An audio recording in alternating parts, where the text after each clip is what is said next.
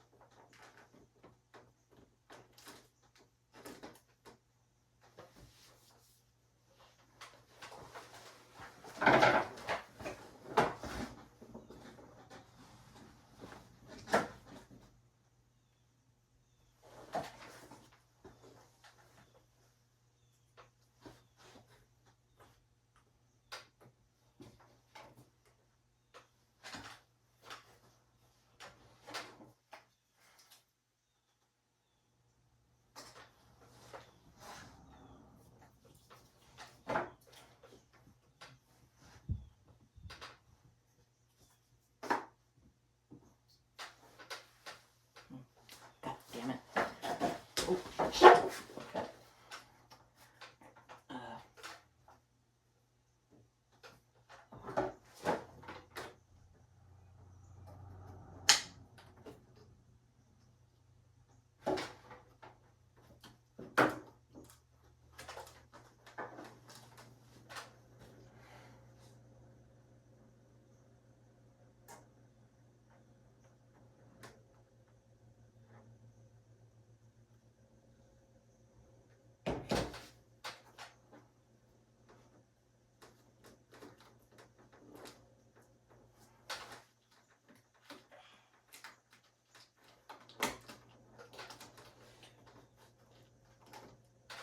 Alright, I'm gonna break the fourth wall real quick because I want to.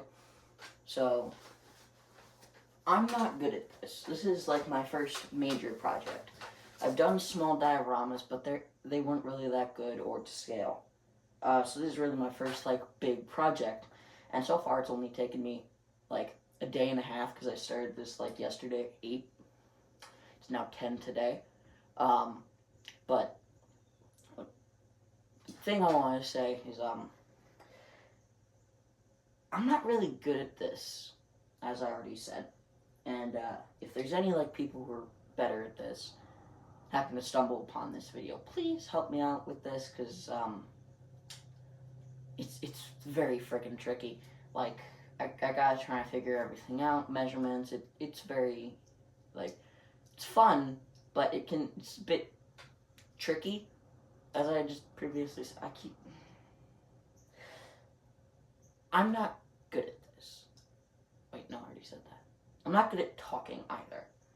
So my commentary, when I make some, will just be over and over just retakes of one line because I'm not that good at it.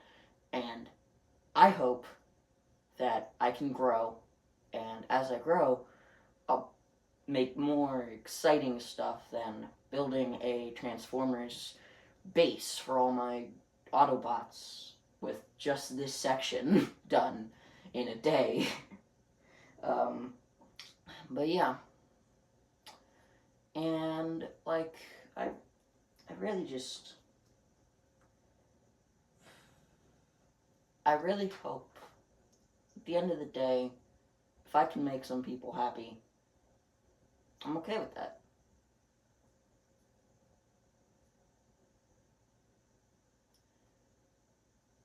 And if I can't, that's okay. If I make some people upset with the fact I like G1, I'm sorry. And it's kind of obvious from the short I posted last night. But this won't be my only form of content. There will be multiple others. This is just an introduction to my channel. This won't be on every video I post. It'll probably only be on the first 3. But this is my channel. And you're watching Scales. Yay. Okay, anyways. Oh, so cute. Oh, shit. Get all the hateful stringy bits of the motherfucker.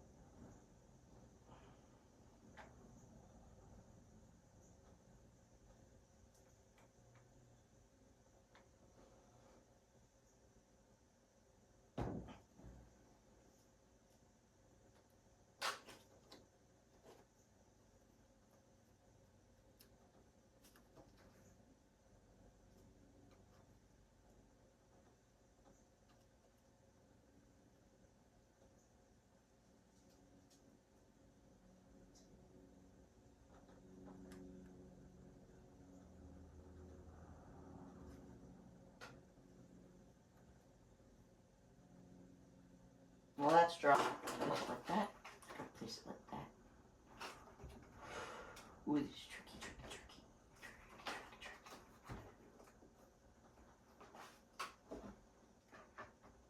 Place it like this.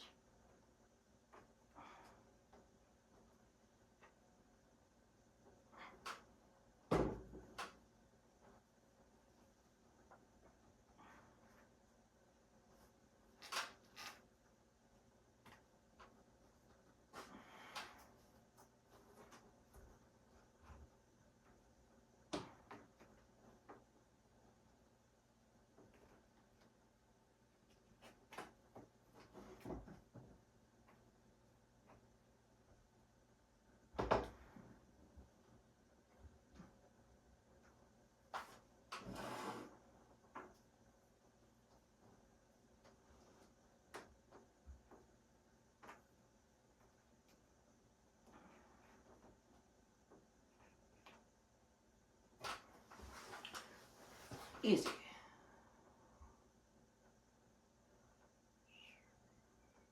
I swear this is going to look a lot more entertaining and fast-paced than this is right now. I promise. And if it's not, sorry. I got 1 glue stick left.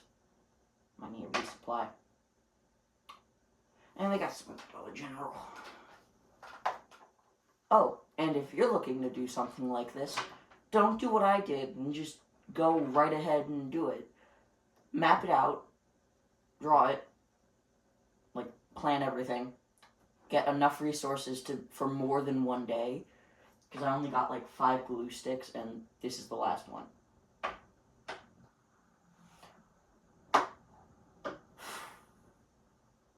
Enjoy. Well, that's gluing. I think I could add like a wall. No, I need. Oh, why am I forgetting to do this shit? And I swear to God, I pray my family doesn't see this. Oh.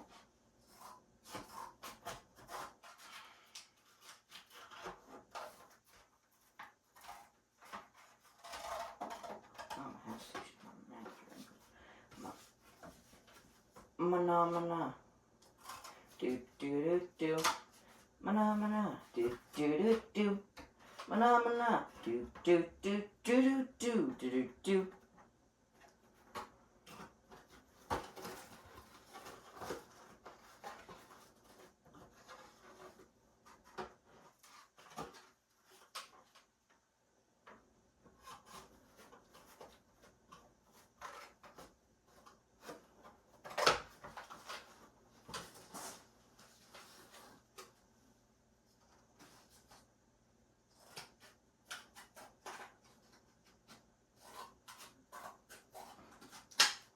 That is not straight line. Straight line. Straight line. Straight line. Straight line. Straight. Yeah, good enough. Wow, that actually. Damn, I'm good.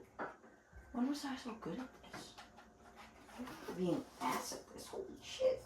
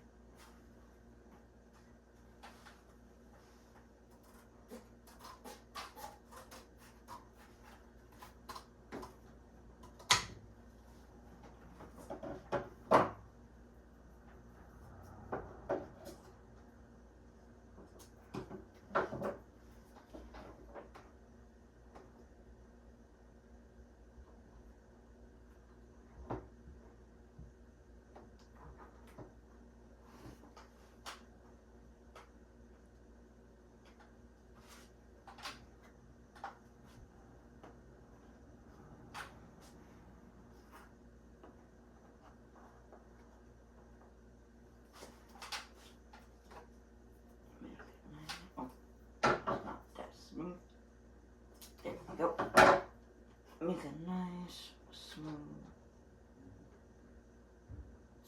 spot right here.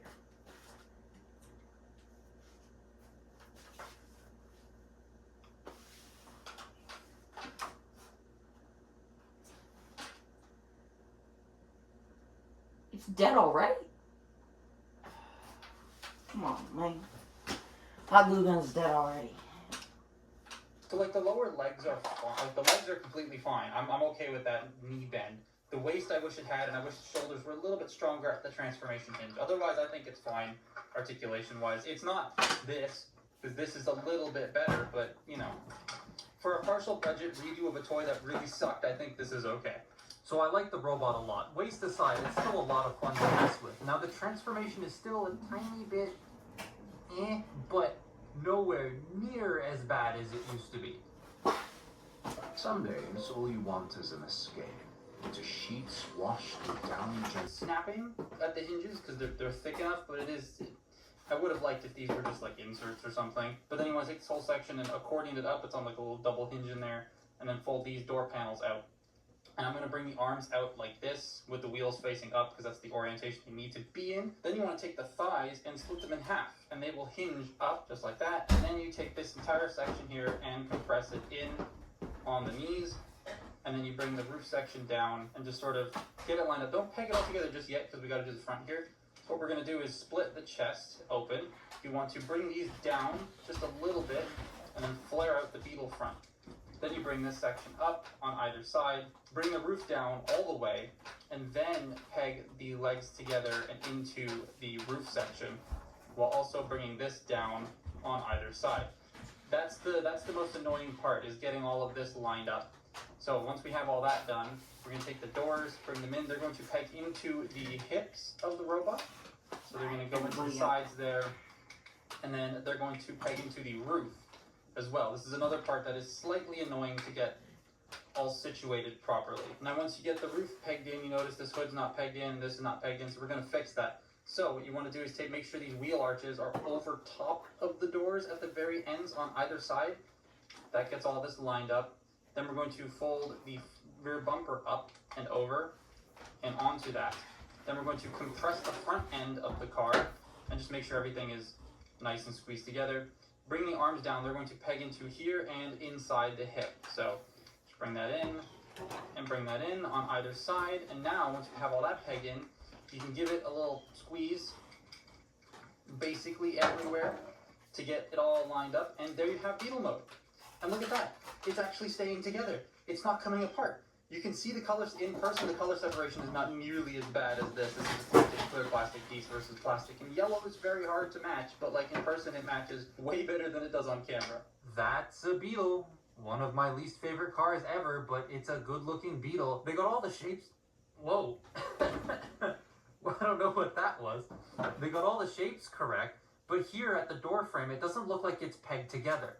But it is. The yellow doesn't extend to the side of the clear plastic frame, so it looks like there's a gap, but there isn't. It's just you're seeing through the clear plastic. There is a bit of undercarriage, but it reminds me of that bit in the movie where that little piece of him fell off underneath the car. And the weapons can store rather ungracefully at the back, but it's Transformers for you. I wish it held together a tiny bit tighter at the back, but it by no means wants to come apart like the last one. And overall, I think it's a much needed improvement over the original. I can at the very least have fun with it, and it feels like it fits more with some of the other Bumblebee Studio Series toys we've gotten since. But it's fun, and I do recommend one, and I hope that this means that they're going to redo other figures in the future, like a Voyager Lockdown would be nice, please. But that's my look at Studio Series 116 Bumblebee. Follow me on Twitter and Instagram, and I will see you next time. Bye-bye.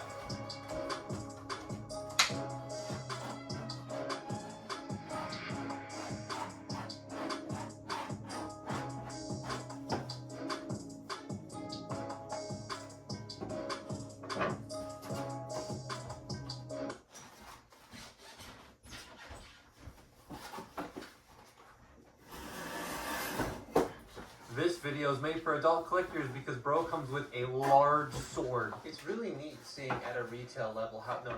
You're not invited. You're not part of this. Go away. Shoot. It's interesting to see how on a retail level how these things have like evolved over the years from being horrible to pretty freaking good. You know what? We'll invite him again. It's fine. And our mom.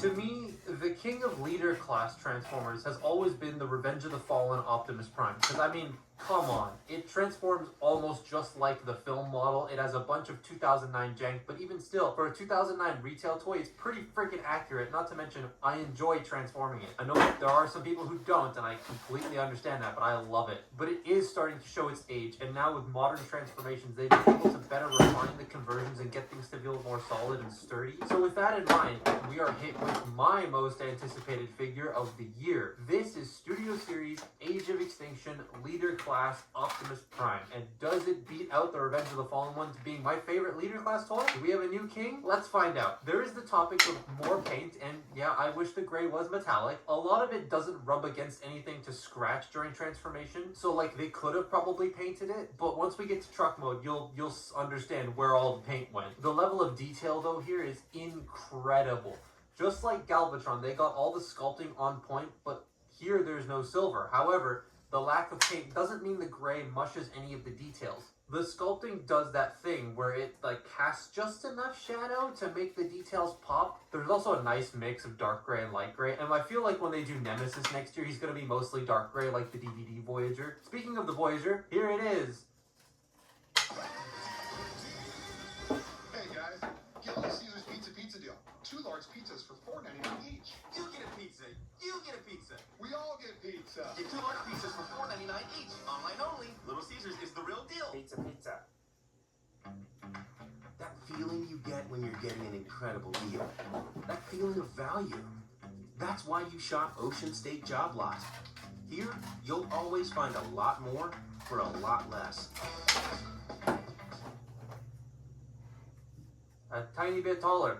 However, the new one feels nicer, has better tolerances, weighs more, comes with more, and has more complex engineering. Like the plastic on the old one is so like paper thin feeling compared to this, it's weird. The new one feels really nice in hand. There's nothing that wants to come off or out of place, though I have been told some people have had a heel that likes to pop out every once in a while. What's good is it just pops back in, but that can be annoying. Fortunately, mine doesn't have that issue, but the smokestacks on the legs, I'm not a big fan of how that looks. He is a tad on the chunkier side. In the film, this design kind of cleans up and slims him out. However, that design is like impossible to make at a $50 toy that looks accurate. Third parties have like work the magic and stuff, but they are way more expensive. For what this is, I think I can do with the small amount of extra bulk he has to get this thing to work. The backpack still exists, but it's a lot more condensed and it doesn't ruin the front on silhouette, which is really nice. A lot of the other ones just kind of stick out and you can see it from the front. And as I said in one of the other Age of Extinction / The Last Night Prime videos,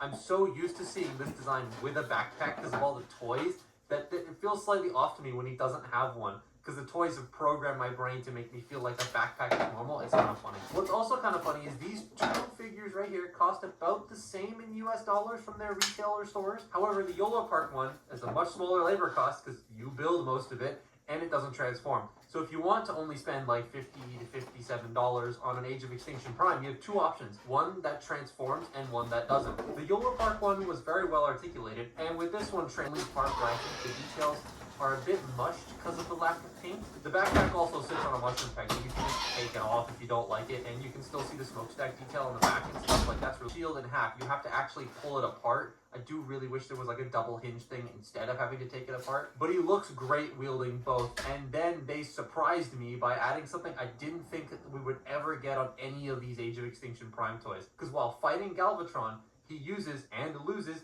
his original Energon swords from the first 3 films, and they included it here. It mounts on a peg in the wrist so you can recreate that sequence where Galvatron and him are brawling on the street.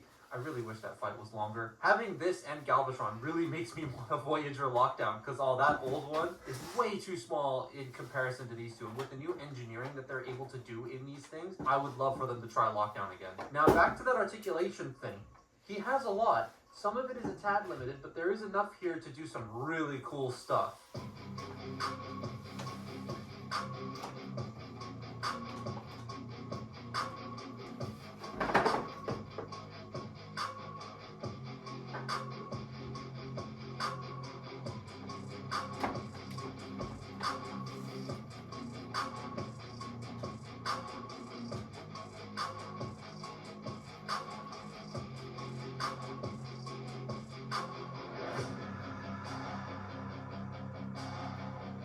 before we get into the articulation of this proper, I want to quickly just run you down the articulation of this, which is a really rattly feeling figure with loose joints. Anyways, the head, ball joint, you got up, down, you got a little bit of tilt, and you got left and right about that far. Oh, they untapped. Shoulders can do a full 360 degrees. You have a butterfly joint just because of that transformation hinge. The shoulders can move out, the shoulder pads can accommodate. Bicep rotation, 90-degree elbows, nothing at the wrist. You do have a waist joint. Hips go forward, back, in and out. Thigh rotation, 45-degree knee bend, and nothing at the feet. So that was this, and we were content with this for a very, very long time. Enter this man. I put the Voyager on the floor. His articulation is a lot nicer. However, the lower legs aren't limited, but I wish they could do a little bit more. So the head can rotate a lot farther now. It still bumps into the collar, but it can pretty much get to a natural left and right. You have quite a bit of pivot, a little bit up, down. So you've got that. The shoulders can do a full 360. There's no butterfly hinge, and I kind of wish there was. But given how this whole transformation works, I don't know how they would have fit one in. These shoulders can move out, the shoulder pads move out of the way, but also the hinge moves, it's on its own separate joint, so it too can get out of the way to accommodate that, and then you can like rotate it to the back like it does in the film when he moves his arms out and stuff. That's really cool. You have a bicep rotation, double jointed elbows, which is very nice, wrist rotation, and this is not for transformation. He can do that. It's mainly to get this thing in his arm, but the fact that it can go all the way like this means you can then point his wrists down, he can point his sword out, which I love. And then you have opening and closing fingers. The hip skirts can move out of the way. He has a waist joint, which is underneath the hip skirts. The hips can go forward, they can go back, they can go in and out. You have thigh rotation. Now I thought with all this, it feels as posable as this idiot was. However, this idiot, you can get the legs to go up really high, and I wish this could do that. It can't. I wish it could. It would have been nice. But yeah, he's super posable, super fun to do. Again, you can lift that up, put the sword back there. You can take this off. So like, it's nuts. It's wild. You can make him look so good. Now this does some really cool and out there things on the transformation, borrowing ever so slightly from the Voyager. It adds on to that, but in a good way to make this transformation intricate and complex, but fun at the same time. So I just sat down to transform the size comparisons I want for the vehicle mode, and this is just ready to like pop open. I gotta be very careful if I'm grabbing it here or not here, because it's just ready to go and like explode out, because nothing wants to peg to this thing because age. Anyways, this thing's transformation is kind of wild. It's like Galvatron, where a lot of it is him flipping inside out, but like the backpack does some neat things, the legs do some really neat things. It borrows maybe like one per... Labor Day weekend is here, and so are Doorbuster deals at Ashley's Labor Day sale. This week only, shop Doorbusters for your living room, dining room, bedroom, and more, starting at just $3.99. Plus, for a limited time, get this queen mattress now just $2.79. And buy now and pay over time, with no interest until 2030 when you buy in store. Shop more Labor Day weekend deals at your local Ashley store or Ashley.com now through Labor Day weekend. Only at Ashley.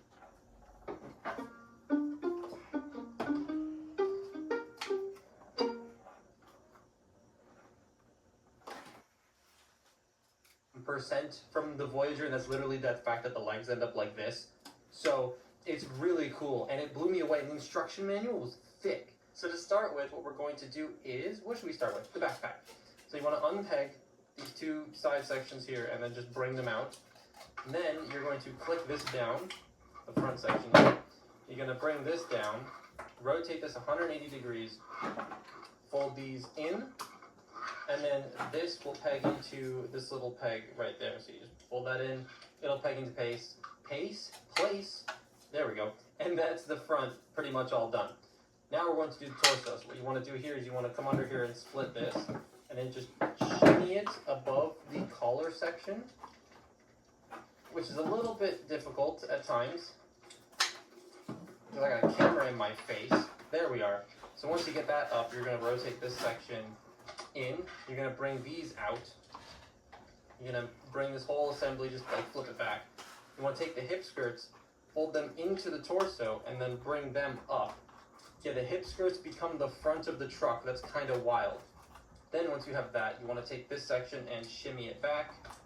bring the front of the truck down, and then it's going to peg into these two panels here, and that's the front all done.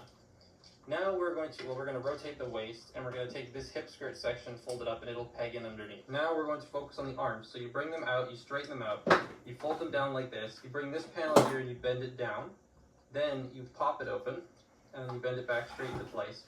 Then you fold the arm at the double hinge at the elbow, peg it into that, and then you bring the shoulder pad up and peg it into the elbow, and that's an arm all done. Now one thing you have to make sure of is make sure this is entirely pushed back as far as it can go, otherwise these will just not peg in.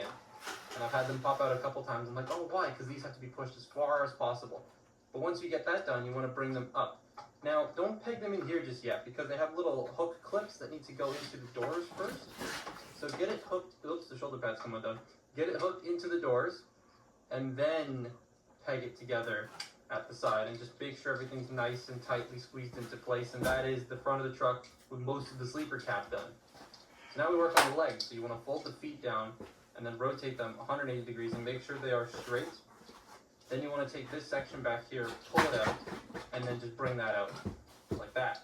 Then you rotate the legs 90 degrees and you fold out this section, and that will bring these gas tanks out. Fold out the trailer hitch, close this section back up, do that on this side, bring this out, trailer hitch, fold this back up. Now you want to make sure that's all straight. Take these back sections here, fold this in, fold that up, and then fold that in. On this side, fold this in, fold that up, fold that in. Now we want to get everything pegged together. So we're going to start down here at the trailer hitch, get that lined up, then get this lined up, then get these lined up, snap that all into place. And then this section here is going to accordion down, and it will peg into the top front section. You want to make sure that gets really nice and squeezed together, because it is pretty stiff. Then you take this section here and bring it around. It's going to peg into this and peg into the front here. So I find it easier to look underneath, just to make sure that this whole entire thing gets squeezed together. Now you notice I'm struggling here, right? And that's because this double hinge has to be as far back as it can possibly go for everything to line up. If it's too far forward, nothing's going to work. So you have to make sure that it is very much as far back as it can go. And then you peg that together, and there you have the truck mode. That's a really fun transformation to do back and forth, even though it is complex, and it's because everything just works. It's very nice. That is an incredibly clean truck. And there's all the paint. There's a lot of silver and red on display here, and a lot of blue. It's so clean. There's nothing egregious hanging off the back or the bottom. There's the trailer hitch, and that can store the weapons, but it also fits the trailer. And man, that with the 86 trailer looks sick. They molded in the tail section. They got the grates on the back. They pinned all the wheels. Oh, and there are Western Star logos all over the place, hence why the truck looks so good. Including these ones that say OP on them for Optimus Prime. That's a nice touch. It's also a dense brick. Everything sits pretty solid, and it has a very nice hand feel. And it looks great with like Galvatron. Now we just need to get the rest of the casts so we can stick it all here. I love this thing. I think for me, this is taking the spot as my favorite leader class toy, because it's a bit more manageable than the old Revenge of the Fallen one, and it feels more refined. There is the conversation of price and product versus back then, but inflation, cost of living, cost of good, a dash of corporate greed, and manufacturing costs come into play. And that's very boring. I've talked about that enough. I 100% recommend this thing. It's really fun and chunky while still being articulated and well built, and I think for what you're getting, it looks great. But that's my look at Transformers Age of Extinction Studio Series Leader Class Optimus Prime. That is a mouthful. Follow me on Twitter and Instagram, and I'll see you next time. Bye-bye.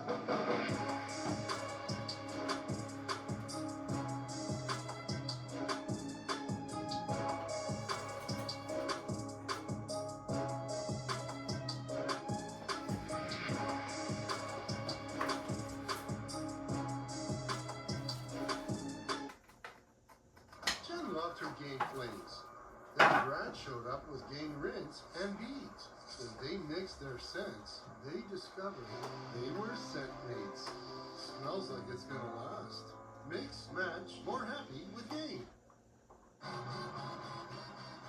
Keep summer going with the Nissan Rogue and Nissan Pathfinder. Nissan named #1 in new vehicle quality by J.D. Power. Hurry in today.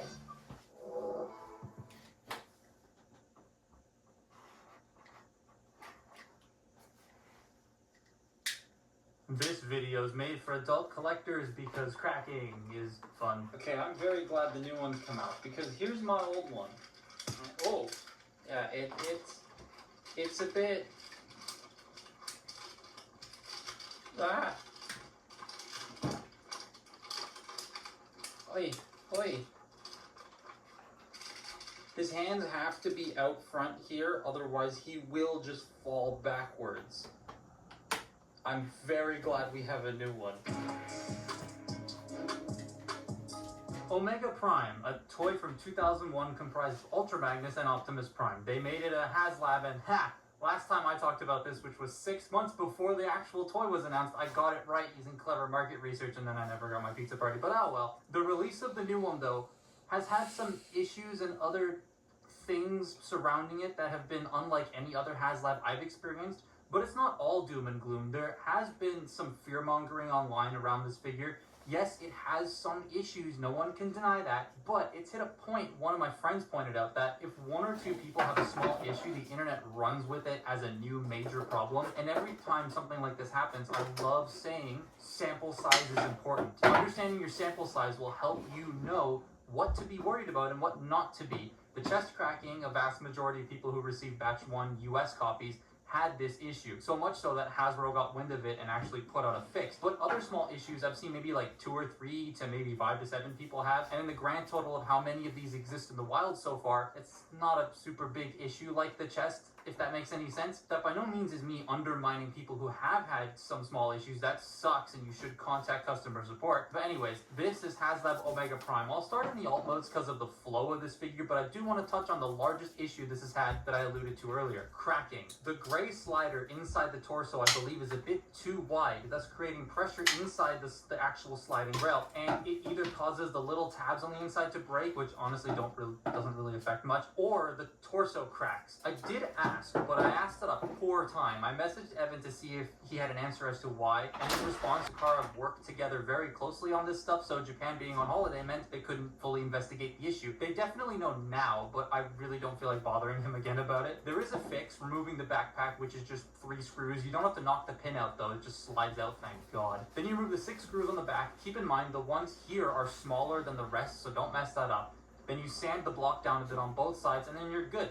That's the largest issue, but it has a very simple fix. Well, let's get into what I've experienced with this toy. So, alt modes. These look incredible. Like, incredible. I love the shades of color they used here. The red is so vibrant in comparison to the old one, and Magnus's blue is so rich. I never noticed how, like, slightly dull the colors of the old one look until putting these together, but granted, the old one is, well, old, so it might have faded a bit. Probably what happened. It feels nicer though. Both of these feel like Deathsaurus. I've had 2 copies of the old one. Actually no, 3. And they've never really liked staying together, but this new one is so damn solid. The one thing I do want to mention is with the box. Let me just get it here. First of all, whoever designed the box, fantastic job. Because like, this is really smart. I like this. But, one thing I did want to mention about the back of the box is right here.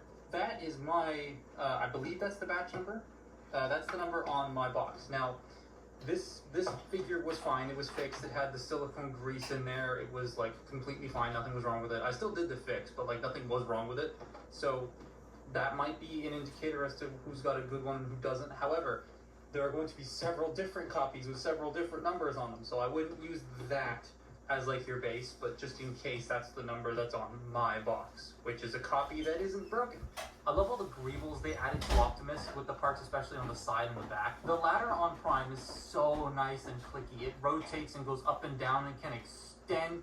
Holy shit, that's a huge as hell ladder. And he has all the flip out missiles and hoses as the old one, and the missiles do come out though they are not spring loaded. It also includes a headmaster which can sit in the ladder seat, which I think is really cool. Speaking of the headmaster, here it is on Titans Return Cerebros, in case you wondered what that looked like. Magnus is a car carrier that does work because you can load him up with about 3 deluxes, I think. And oh my god, the chrome on the front. It's packaged separately so it doesn't scratch, but it looks so good. Magnus also holds together so friggin' well. This looks like it doesn't, but like there are so many locking points along the trailer. I really do like both of these alt modes. They feel way